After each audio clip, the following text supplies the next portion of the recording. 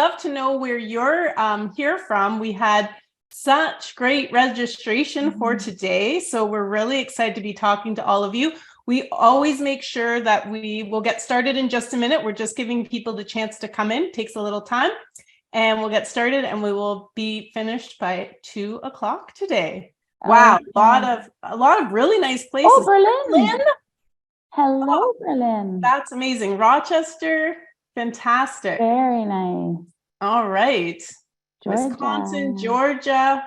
Rochester. All right. Well, thank you for joining from everywhere. We're really, really glad to have you, like we said. And today we're talking about the hot topic of going from onboarding to onboarding. We realize that when we talk to people, you know, sometimes there's a bit of disengagement with onboarding. And today we're going to talk to you about how to, revamp your program to make sure that you're getting people and capturing their attention when they get in the door. We are recording this session as always, and we will send that to you within the next few days. And we will, what else? We will share links with you. So anything that we talk about in terms of resources today, those will all be available to you. So we're going to share information as we go, but also at the end, we've set up a nice landing page for you guys on our website that you can access. It's hidden, but it will be available to you.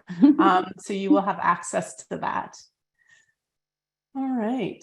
I also wanted to mention, I don't know if we're not connected on LinkedIn, please feel free to connect with Sherry and I.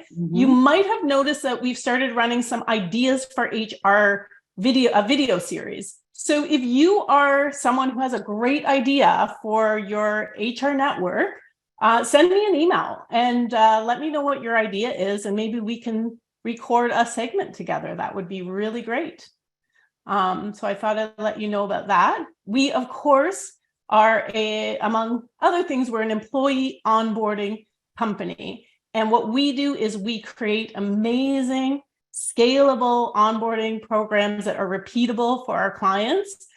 We make sure that your employee gets their welcome on that first day when they log in. They can access our program from their computer and desktop or from their mobile phone. And we feed all of the information out to them in bite-sized chunks. And this is a customized program that's communicating to them the information about your business, and it links to all the training and everything that you need them to have access to. And it's all housed in a resource library, which they can go back to and access at any time. And we're going to talk a little bit about how we make sure today that our employees, we teach them a lot during that onboarding process, don't we, Sherry? Yeah. And if that happens, they don't know where to find it later. So we're going to talk a little bit about not just our program, but strategies for making sure they have access to that information. And when we work with our clients, we put together a manager guide, because another thing that we find that companies miss is they put together this great onboarding program, whether it's with us or on their own, and their managers don't know a lot about it.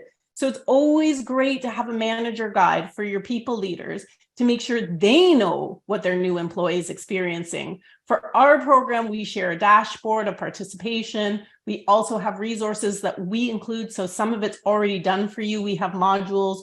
One of them's on unconscious bias. So we include those with the platform. But if you are launching a program for yourself, just make sure your managers know about that. We're also an offboarding company. We know there's been a lot of layoffs happening right now in the tech industry in particular. If you're able to offer your employees some career transition support, we're definitely here to help. And our pricing is very accessible, and our programming is really good at getting people back to work. So today we're going to be talking about putting yourself in the mind of that new hire. What are they experiencing and going through? Because sometimes we talk to clients, they haven't started a new job in years and years, right? And we can forget what that's like. And hiring managers can also forget what that's like when a new employee starts. We're going to talk to you a little bit about making the case for onboarding focus and investment, because sometimes companies will say, oh, we need to revamp we need to revamp the onboarding program, but they don't really give anyone the option to do that. The option, they don't give you that as part of your role. We're going to talk a little bit about, well, a lot about revamping the onboarding program and where you can focus. And not all of our advice is about, something that's really expensive to do. Some of the things we recommend are super simple and easy to do. And then we're going to talk about some free resources that we have for you and what's next. And of course, we're always happy to answer your questions throughout. We can also, I just see someone, Sherry, sorry, I'm a little distracted because we've been able to enable the closed captioning. We actually set this system up so that you can do that. So if it's a problem, I apologize, but we did set it up in the back end so people can access the captions if you need to. There is somebody accessing it right now. So okay, perfect. Okay, I'm good. Yep. I'm glad we've done that, and I hope that it's working well. So we are able to also answer your questions throughout. So feel free to put your questions in the chat or the Q&A, and we will do our very best to get to those. Even if we don't see them immediately, we'll try and go back and take a look, but we will try and do our best to save time for a Q&A at the end of the session. All right, Sherry, on to you. Okay, so really we're looking at, this session is particularly about really reflecting on what is the experience that your employees have when they're onboarding into your organization. And there's two images here. The first is this one. So this is how we would say the onboring option. And this is, the ho-hum, average onboarding experience where a lot of information is put in front of people and probably it's not sticking. But what we want to talk about is how we can go from that to this, a really engaging experience where people are excited to start their new job and their new career with your organization. So, and like we said, it's just, it seems like it should be so simple, but it can be so hard to get from that, ho-hum experience to this, like I've definitely joined the right organization. And we want people to feel like that. And Sherry, you and I talk in our sessions all the time about the cognitive experience that people are going through. And I think we don't talk about it a lot. But when we start with an organization, and we've said it before, so I don't want to bore the people that have heard it before, but we're highly cognitively receptive. And when we fail people at that beginning phase, what happens is they build a negative belief system that is going on cognitively. And what we want them to do is build a positive belief system about our business right from the start. And they say, you can't have a second chance to make that first impression, right? And it is so true. And it's because of our brain function. It's not because people aren't trying to give us a second chance. It's because we don't even realize that we aren't capable of giving people that second chance, or an organization that second chance. So, we're going to talk now a little bit about making that case for investment in onboarding, because the last thing we want is for people to feel like they leave this session or sessions like these, or they come up with great ideas to improve their onboarding. And then what happens? They don't get the time commitment to do it. It's not part of their annual planning, and they can't put any investment towards it. And, we actually set up Steal My Slides. So we're going to share that link with you soon. And what that is it's the slides with all of this data that you can take and you can use them as is, or you can update them for your own purposes. So you can actually get a copy of these slides for yourself. So we know that in North America, it's approximately, if you look at our statistics bureaus, it's approximately a quarter of employees will churn every year. And some of you probably are familiar with some of this. We know that the tenure group that is most impacted or most vulnerable to churn are our new hires. And the stats can be a bit all over the place. Like typically they change a lot over the years, but we are seeing that 33% will leave within the first 6 months. And that kind of makes sense, right? Because if someone's interviewing with you, they might be interviewing with many other people or many other organizations. And what we want to happen is for them to get so excited and be that guy leaning forward on his screen, right? And want to stay with your business. But if they're that guy that's sitting at the computer yawning or disengaged, or things just don't feel right when they show up and they get another job offer, they're going to leave. So this is really important to consider when we're thinking about where to prioritize in terms of driving our retention numbers. And also building the case, Amy, building the case internally for investment in onboarding. I think it's really critical. So, you know, in HR, we do have to build that case. And even if those stats aren't reflective of your organization, and you can likely easily get what is reflective of your organization, just the knowledge that that's what happens when there isn't a strong focus on onboarding, I think that's very, very powerful. I'm actually going to release a little video soon, Sherry, all about a hack for finding the numbers for your industry easily. Oh, good. So you'll have to stay tuned for that one. Amy's always got tricks up her sleeve. Yeah, a few. So what we want our organization to realize is so much of the reasons why people are leaving, they are avoidable. And if the company does the right thing, we can avoid losing people. And we spend a lot of money replacing them, right? I'm sure that doesn't come as any surprise to people on this call. So it's about 30 to 50% of an employee's salary. And these are the actual numbers. So they're pretty big. And that's someone making, you know, just an average wage. As it goes up, the cost of replacing them just continues to go up. And we know that onboarding is a great way to replace that new higher turnover. And whether it's paying you or working with a company like us, it's going to cost way less than losing one employee to put some energy behind that onboarding program. So like I said, you can get those slides for yourself. We wanted to make sure that you had them available. I did put the link in there for anybody that's interested. So if it's fallen down in the chat, just scroll up through the chat because the link is there. So now we're going to talk a little bit about where are some areas where you can focus to make a real impact in your organization to revamp your employee onboarding program. Yeah, this is where we're going to take you from the onboring to the engaging experience. So the first thing that we want to focus on when we're thinking about onboarding is really the pre-boarding process. We cannot underestimate that people still feel disconnected from the workplace until that first day.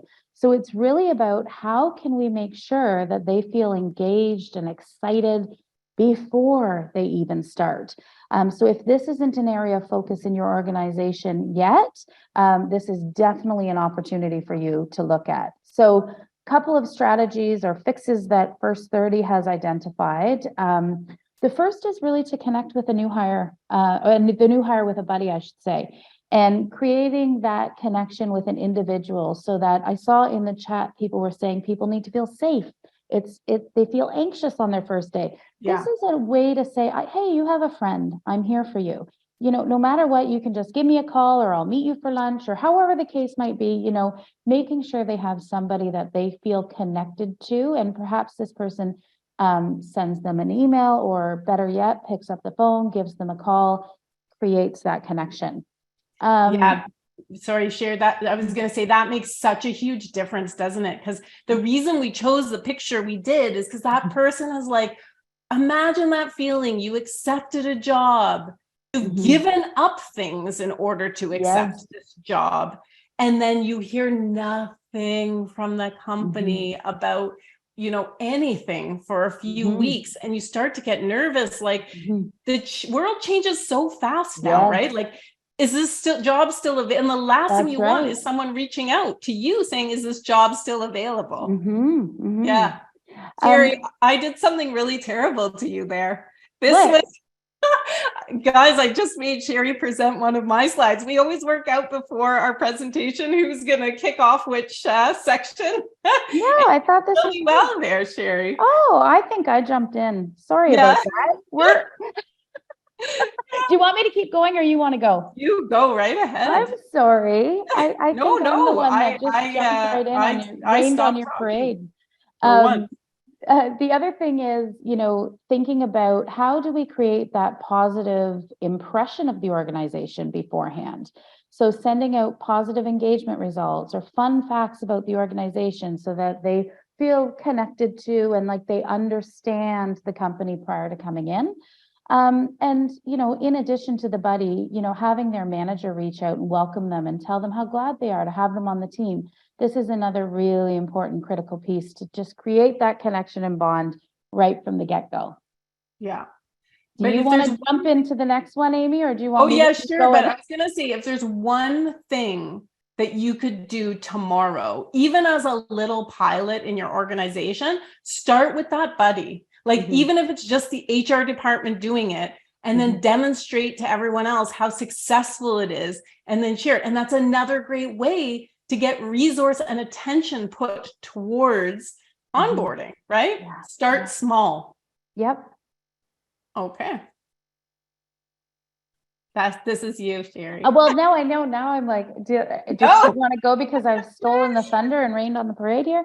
Okay, so this is another strategy, is not knowing what to expect upon arrival. So very similar to, creating that connection in the get-go. A lot of the anxiety on the first day is, hey, what can I expect? This is true whether or not your first day is in person or your first day is remote. What am I going to be doing? Who am I going to be meeting with, etc.? So some of the fixes for that are, it's as simple as helping managers. Maybe you can provide your managers with a template that they can send out prior to the person's first day, just with basic logistics. Where do they need to be? Where can they park?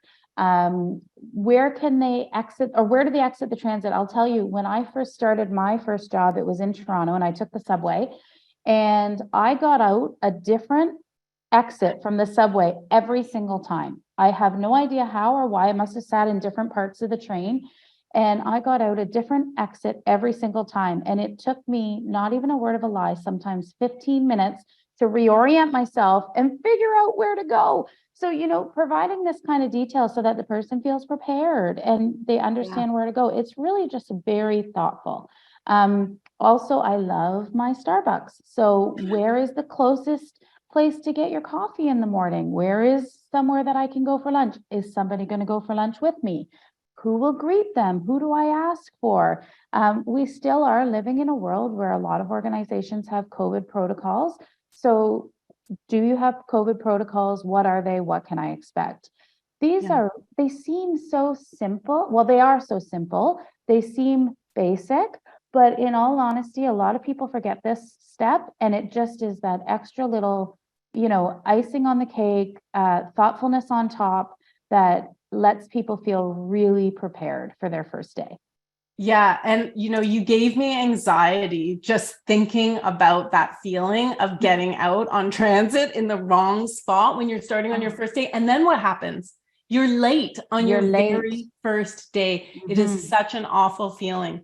When it comes to greeting employees, and I'm just seeing COVID and greet in the right next to each other there, Sherry, and I'm thinking, a lot of people miss work nowadays because of, they're sick or they can't come into the office, so they have to work from home.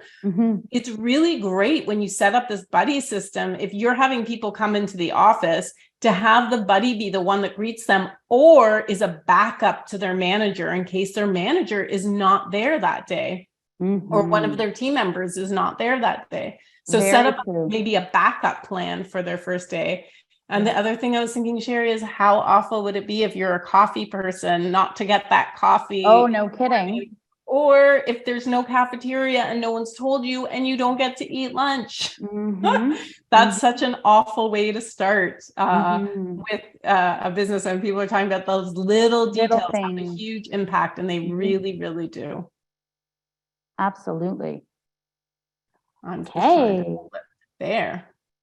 So this next one, and this happens. This is when, you know, the tools needed to do the job. So is this a computer, whatever this might be, are late, or they could potentially be Oops, insufficient. sorry. And that's okay. I don't know what happened to Oh, you me. went crazy. Yeah. Okay, good. Okay, next. I'm the insufficient tool right now. Okay, next. Yeah. So really the fixes here, you know, own it. Just own it. Apologize for the delay. It's really important that you don't normalize this by saying, oh, that's just the way things happen around here. You know, oh, that's to be expected, etc. So apologize for the delay. Figure out a timeline on when they can expect to get what they need to be productive. People want to be productive. People want, it's first impressions. They want to demonstrate that they're capable and competent. So give them something to do, you know, whatever that might be.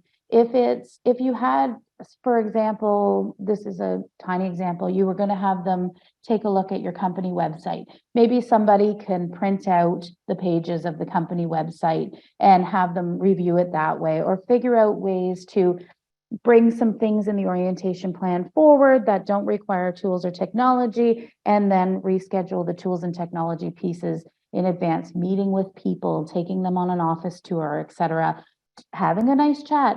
How are you? Who are you? Get to know you, that kind of thing. The most important thing is that you keep people engaged, you keep them sort of inspired, and you help them feel like they are adding value, and there's something productive that's happening in their first day. The other option is that, you know, they could use their own devices in the meantime. That works well if somebody is remote or work from home. They probably have access to a computer or whatnot. But even if that isn't an option, there's other ways to sort of get around this fact that uh, this is a reality. This is a business reality, and we just have to own it and be adaptable. And, you know, sometimes when you think about it in terms of you have a really bad experience with a company and you call that company and you want that, whatever went wrong, you want it fixed, and they don't fix it for you. They don't apologize to you. But if you call them and you get amazing customer service, if they apologize, they fix the problem. We found, and I was in the research field for 20 years, what we found was that the customers who got that great service after something went wrong actually felt more connected with the business than someone that had never had a problem. So imagine that. So if we put this think of this in the context of our employees starting, we can imagine that when things go wrong, they start to feel let down. And what's going on here is not necessarily what's going on in here, right? On that first day, because they're not going to be criticizing what's happening. That's true. Yeah. So think about it in the sense that, how can I solve this problem and create a really positive experience for someone, even though they may feel a little let down? And I know that I'm going to take their engagement from, it may have started here and it's going here, I'm going to take it to up here somehow by really impressing them. Amy, I have to call out a comment in the chat because I've never heard this before and I just love it. This is from Sarah. She said, we provide them with a Tim's card so they can bring donuts in for everyone on their first day. Oh, That's wow. really cool. So this is like the hero, but it's something that is sponsored and organized by the company. I just love that. That's really that neat. is great. Mm-hmm. So another thing that can happen is that we bring this employee in, they're all excited, we're all excited, we set them up, and then we don't have a ton to do for them, right? Or a manager gets really busy. Again, with all the best intentions, we can have a situation, and this happens all the time, where there are large gaps throughout the first days and the first weeks. That, you know, that's hard to help. So one thing that we rarely see companies do, but I know as a manager, I always used to do this. It worked really well for me, and we've started recommending this more and more, is if it's possible, allow your new hires to start late and leave early on their first day. Because that way, as a manager, if you're the one greeting them, if you're the one responsible for their training program, or if you're probably going to be coaching your managers on this, they probably say to you, yeah, it's really hard when that person comes in right at the beginning of the day. So instead of coming in at 8:45, they come in or start at 10 o'clock. That leaves that manager an hour or so to get all the things, answer emails, whatever it is they need to do.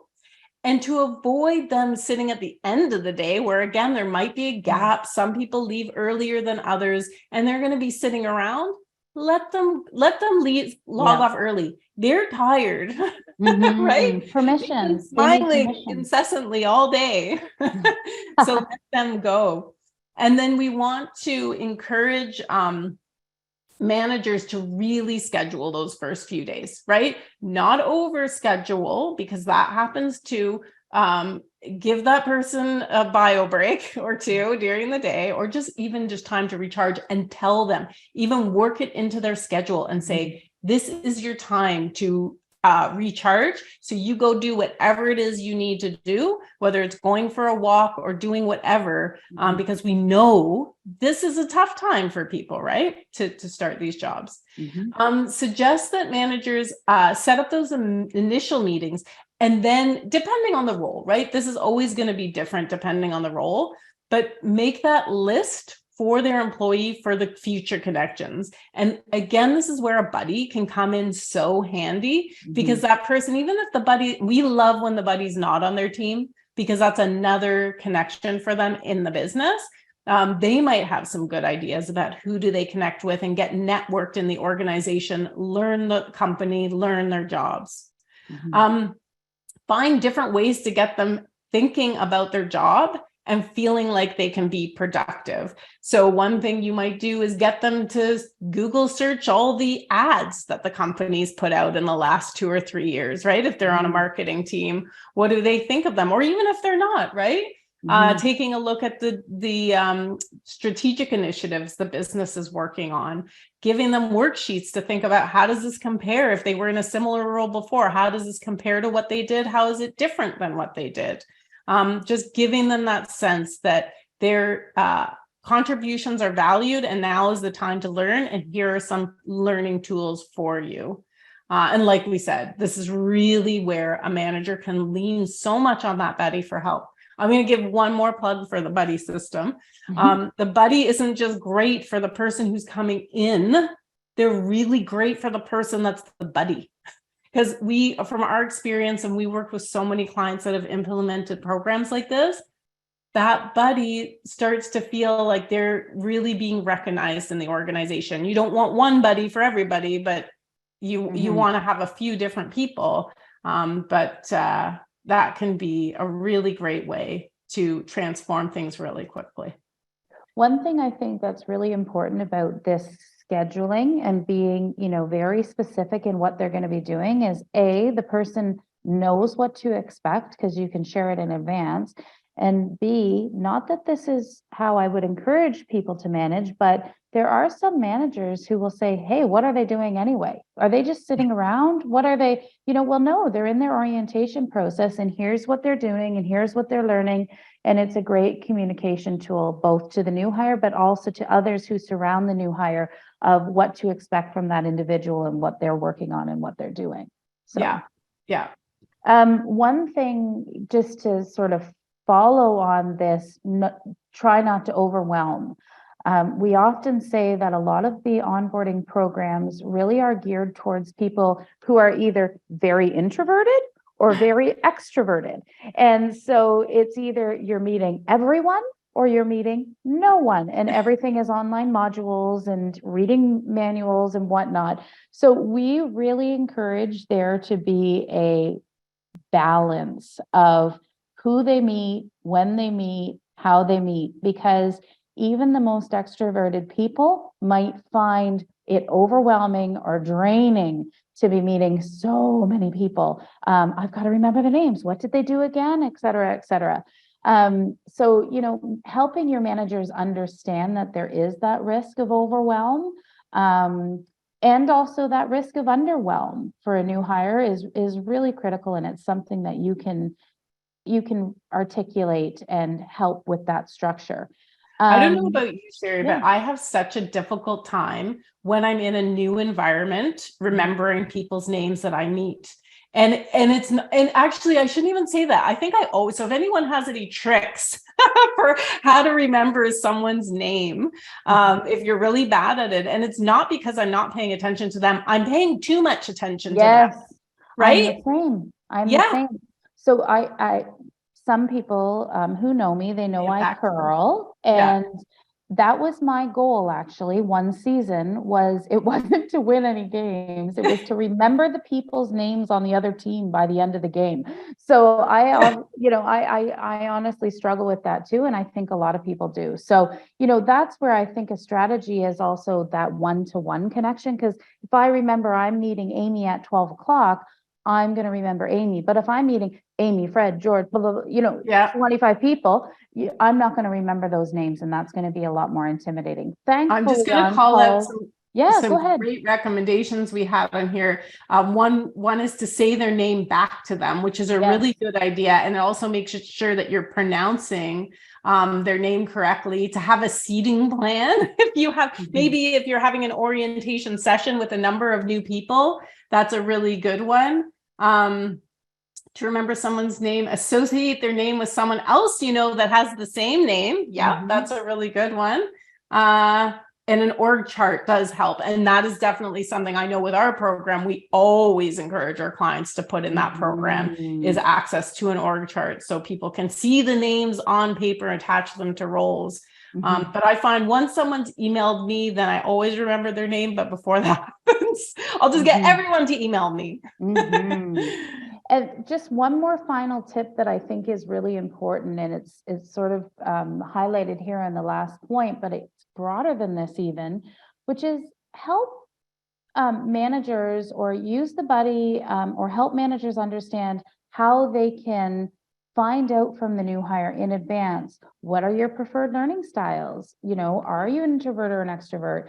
Even the breaks during the day, are there special accommodation requirements? Do you have a time when you like to pray? Do you have a time when you like to, do you have nutritional issues and you want to make sure that you're eating and fueling your body at certain times during the day?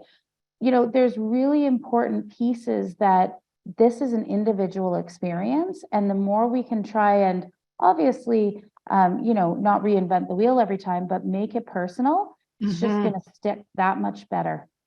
Totally. Yeah, I totally agree. Okay.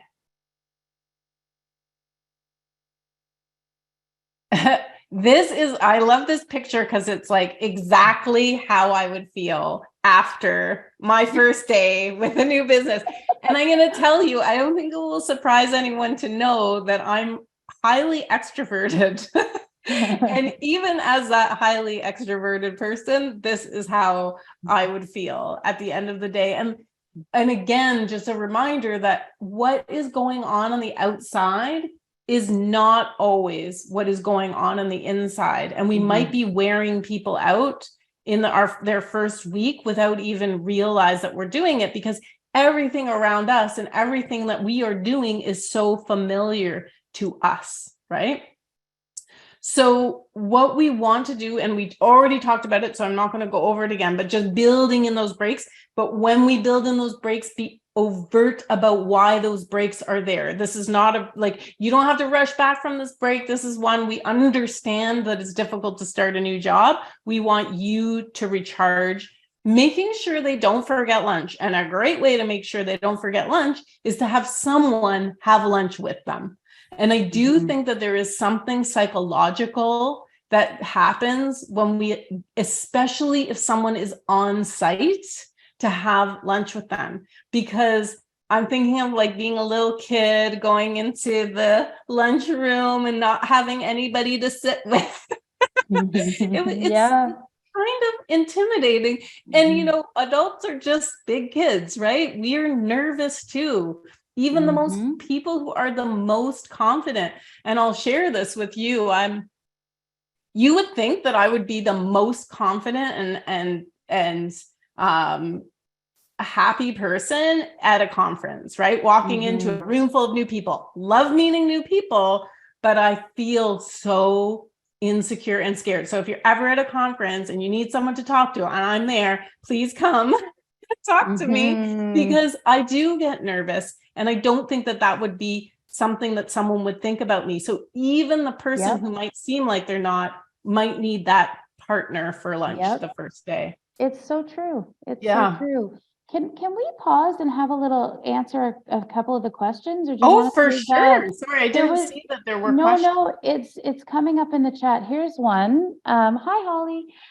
There's one. It's Holly's asking, how do you recommend adding those personal touches? For example, seating plan, lunch for remote or hybrid workers.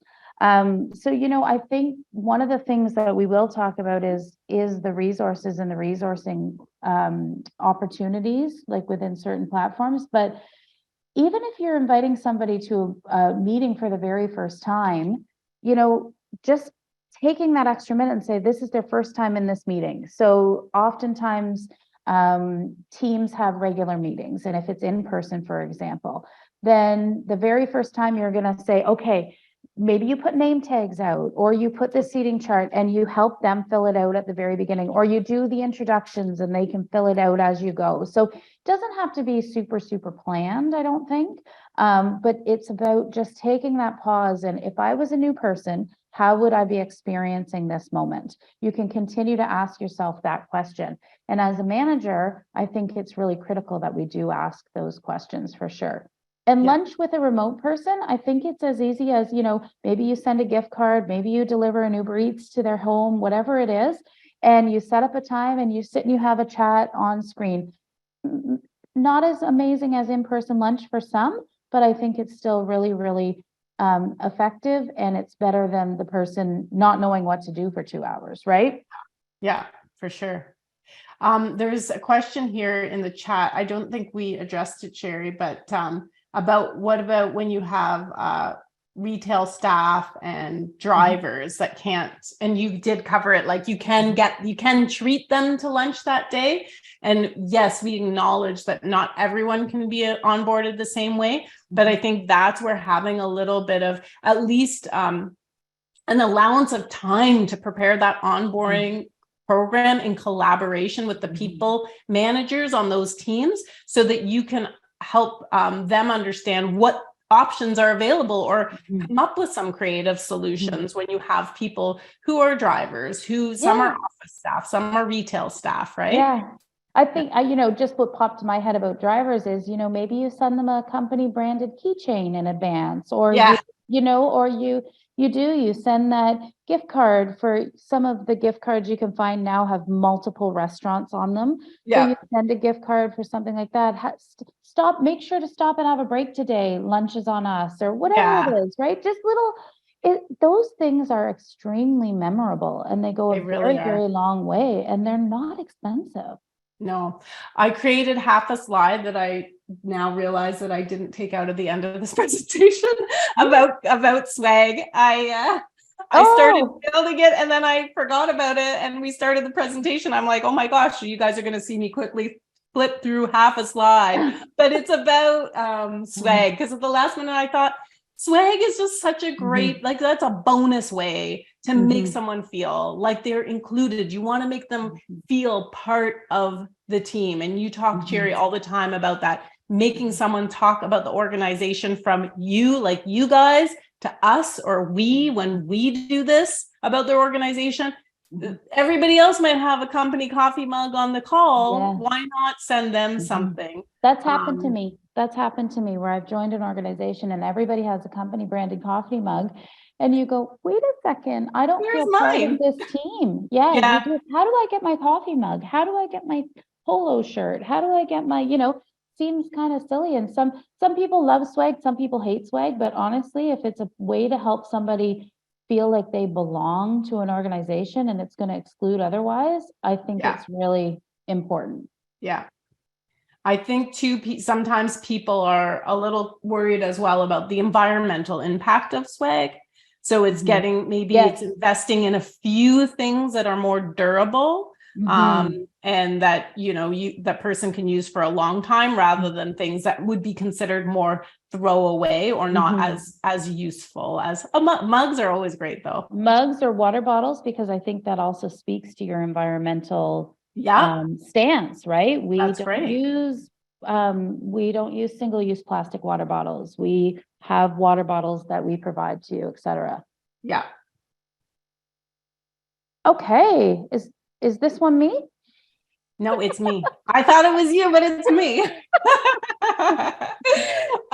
This is again, when we talked about onboarding that's designed solely for extroverts, where they meet everybody and there's a whole bunch of stuff going on in their first few days, and then solely designed for extroverts or introverts, sorry, just like sit down at a desk and review all of these documents for 3 days. That is really boring. And I don't think it matters who you are. A little bit of mix of everything is a really good idea. So like I said, we call this designed for introverts, but I don't even think it's designed for introverts. I would just say it's kind of ineffective, impersonal, and boring, right? So we really want to think about how we are going to have materials that people have to read, documents for them to sign, but we might want to think about the vessel that we use to deliver all of that content. And again, we say that onboarding shouldn't be an avalanche of information. It should be a babbling brook of information. So that is one way to think about it. So really encourage your managers to consider memorability. Because our memories are fragile at the best of times. When we are under all of this pressure and strain, we are like, we've said it before, that we're like sieves, right? Our brains are like sieves. So we want to make sure that there's a way not only for that information to be fed out in bite-sized chunks, but for it also to be accessible after the fact, somewhere that people can remember where to get it. And the other thing that if you think about it, this does is, if you're starting with a new business and you don't have to file an expense or make a claim for benefits for about a month or two, you're still fairly new. You might be embarrassed if you know that you've had training about how to file expenses or how to make a claim with your insurance provider. You don't want to be calling HR or going to your manager. It just makes you feel embarrassed, right? So why not make sure that people have easy access to that information? Of course, a little plug for our program. That is what one of the things that our program is designed to do is serve all of the information up and training, like user-based training, so they can see how to do these things and they don't have to ask anybody. That's what it is meant to help do. Yeah. And something else, just when it comes to resources, because in helping clients build their programs and automate their programs, we do get behind the scenes look at some of the resources that some of our clients are using. So there's a few points around insufficient resources that I think are really key to talk about. The first one is that the information should be up to date. I would also argue that it should be bite size, right? So if we think about how short our attention spans are, it's like that go to the SharePoint. So even if we organize the information nicely, but we're still giving them a 25-page document in a nicely organized platform, that's not sufficient. Resources should look current. So we have had a few clients who have shared some of the resources, and it's a little, they feel a little dated. So, just doing that extra once over, is this something that somebody can look at? Is this something the company would feel proud about? That's really important. And then I just was going to add there, this is another thing that ties so well to the psychology, right? Yes. When we go and look at a house or look at an apartment that we're going to rent, often companies stage those environments for us. to So look true. really nice. Like, we are going to have more than 4 things hanging up in the closet in our bedroom. That's But when we true. go to IKEA and we look at their PAX wardrobes, they have 4 pieces, and it looks fabulous. But here's the thing.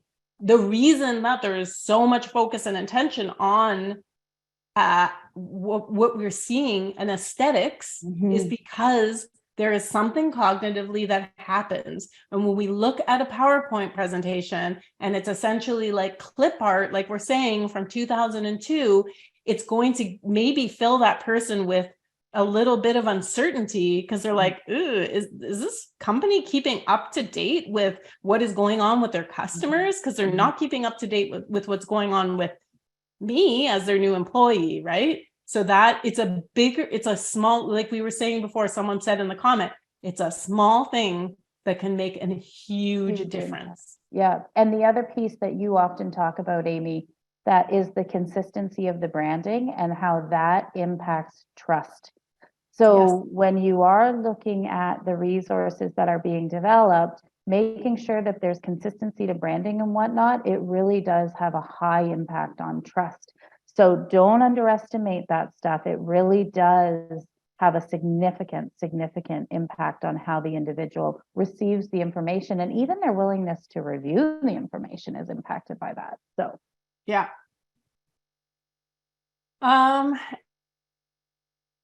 Okay, go ahead. I'm done this one. Oh, Amy went. Somehow we have lost Amy. Oh, sorry. I think you went out there for a sec, Sherry. Sorry. Oh, I thought you were saying something. We're all back. I thought it was you that was out. It was. Oh, it is. It's me. I'm the unstable one. I was just told can you hear me okay? Yeah, but do you want me to take this slide? Yeah, you go ahead. Okay, so then the other piece here is, this goes back to what Amy was talking about previously, which is even when we do have the resources as part of the onboarding program, and even when we do have them up to date and current, if we can't find those resources when we need them, and we all know there's stuff that we include in an orientation or an onboarding program that we don't need for maybe months, after we've actually learned about it. So this is a really fabulous way to make sure that the orientation resources are accessible, and that there's a place where they're housed that the new hires are going to be able to go back to it, not just in their first few days, but after that 90 days. So this is really, really critical. And again, a little plug for First 30. This is one of the key features of the platform, which is that there is a really nice, very, very organized resource library. So it helps with navigating questions and reorienting people to remind them, the First 30 library is available. Yeah. And it's memorable. It's even if it's not with us, but if you set it up in a way that's memorable, and the look and feel is different, maybe a little different than what you have already, that they see all the time. It's not just looking like your everything else on your intranet. It will help it be more sticky in their mind. Yeah. That was my half slide. I skipped through it. Remember, swag is really good. We don't have, what I would suggest that anyone looking for great ideas, I hope all of these people with all these great ideas are going to reach out to me about ideas for HR, because I'm seeing so much going on in the chat. Fantastic. But if you want specific ideas that your own business can implement, you're going to receive a message after this, and it is for a limited time. We will be offering onboarding audits. If you really can't schedule any of the times that we have available and really want to chat to us, by all means, reach out to me and let me know that you're having trouble booking a time that works for you or your team. Because sometimes we talk to people, they want to bring. You don't have to work with us just because you have this. There's no pressure. We'll go through, we'll talk to you about your program. We'll give you solutions based on what you're specifically doing. We will talk to you a little bit about how we can help, but whether you work with us or not, you will have these ideas to take forward and share with your organization as well. Sorry, just further to that, Amy, I think what's really important is that, a great place to start, particularly if you have been with your company a long time, is to really map out that onboarding experience for your new hire and go back and do this audit process, right? Whether it's with the help of Amy or myself, or if it's yourself, I think it's a really, really critical. And think about some of these slides and say, wait a second, how are they experiencing this? How are they experiencing that? It'll be really helpful to understand where there might be some room for opportunity in your program. And we run retention interventions for companies. So we'll go in and figure out where their issues are and help them solve those. And one of the things we say about those retention interventions, whether we do it with you or not, if you want to know what's going on with your employees, what's going on with your onboarding program specifically, ask. Set up a survey and ask people what they think of the onboarding experience, maybe after a week, after, a month, 90 days, and a year. So if you have an issue with your onboarding program. We have another great session coming up, 7 steps to onboarding success. This is really about our process for building an engaging and repeatable employee onboarding program. Not necessarily tied to using our solution, but really helping you build your own onboarding program. I'm also, I don't know if you guys know Gusto. Noah and I are going to get together and do so you can sign up for this webinar. I think, Sherry, you're going to put the link in the chat here. Yep, I just did. Perfect. And then another one that Sherry's going to put in there is the Gusto webinar that's coming up. And it's about keeping the love going. We're going to do it right around Valentine's Day. We got a great love theme happening right now. So you can join Noah and I for that webinar. But that's really from the process from all through the employee life cycle to coming into the organization, to how do you engage and retain them when they're there, to offboarding as well, and how do you keep your employees engaged. So another one, when we see these retention numbers that are so difficult to absorb and to handle and to live with day to day, how do we really work on making sure that we are reducing churn and driving retention? We always have great resources on our website that are free for you. So you can get our onboarding ebook. We did another 10 proven strategies for driving retention. So you can also get a copy of that report for free on our website, first30ready.com. And you can also, if you go to our events, you can access our replays. I personally we don't have it up here, but we did one on pre-boarding, which was really great. I think that can really help anyone who's designing a program right now. And like I said, I set up a little hidden website page just for everyone in the session today, where you can get some free resources. And it's just first30ready.com/onboring to onboarding. Say that 10 times. No thanks. Mary, you're on. But anyway, we are always so glad to see. We'll stay on for another minute. I know, Sherry, you've got a busy day, but we're just always so glad to see how many people are coming to these sessions. And we thank you so much. And we hope we get the chance to meet you, whether it's an ideas for HR, whether it's when I'm terrified at a conference and you're going to come up and make me feel better, or whether it's just getting together to chat about what we do and how we might be able to help you. We're really glad to be creating this community. Yeah. So I'm going to stop sharing now, and I'm just going to check out the Q&A. Sherry, it looks like you've been, thanks guys. I'm trying to answer some stuff as we go. But anyway, we'll just say bye for now to anyone that wants to leave, but we will stay on for another few minutes just to see if we can answer any more of your questions. And thanks for all your comments. And I'm sorry we couldn't address all of them, but again, you guys had such great ideas. So thanks so much. Thank you very much.